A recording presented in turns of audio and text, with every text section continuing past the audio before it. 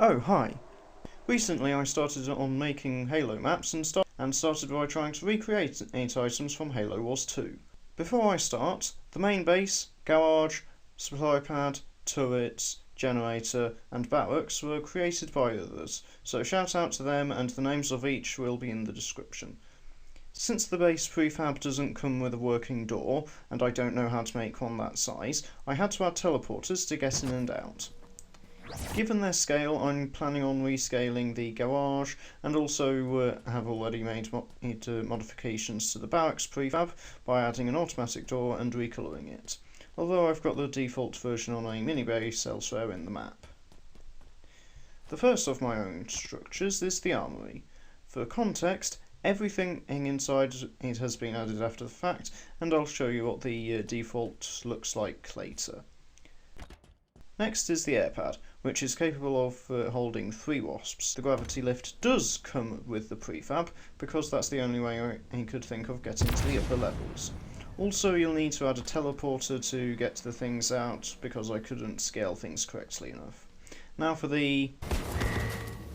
Our base is under attack! Oh, great. Time to move on to the mini bases. Since Infinite is the first Halo game where I'm actively attempting to make maps and committing to finish what I start, unlike the invasion map I initially intended to make after the Sabres and Seraphs got added to MCC Reach back in 2020, I'm still trying to work out how everything works. As a result, I've not been able to get the bases to have working doors, which made me create 2 separate versions of the mini base.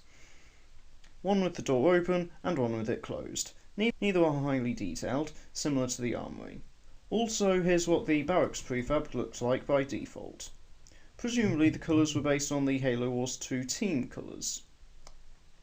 And here's what the mini base looks like closed. Although due to my limited knowledge of how the prefab system works, it moves at an awkward angle, so be warned. I think the issue was that the first 2 parts of the prefab that I put together were the doors which were at an angle.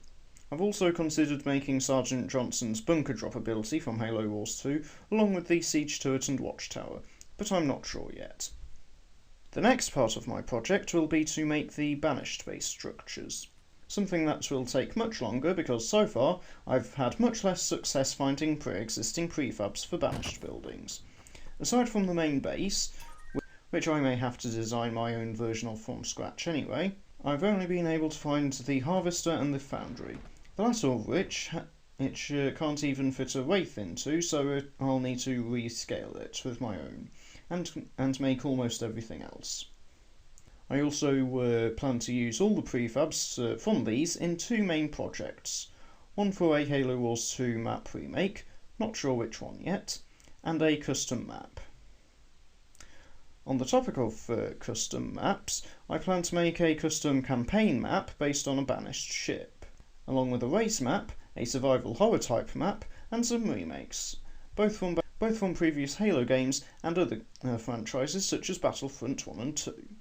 The issue is I try to work on multiple projects at once, which limits how much I can get done.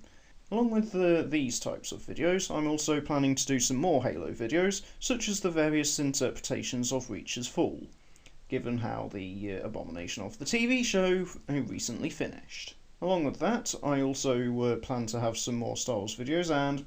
All units. Never mind.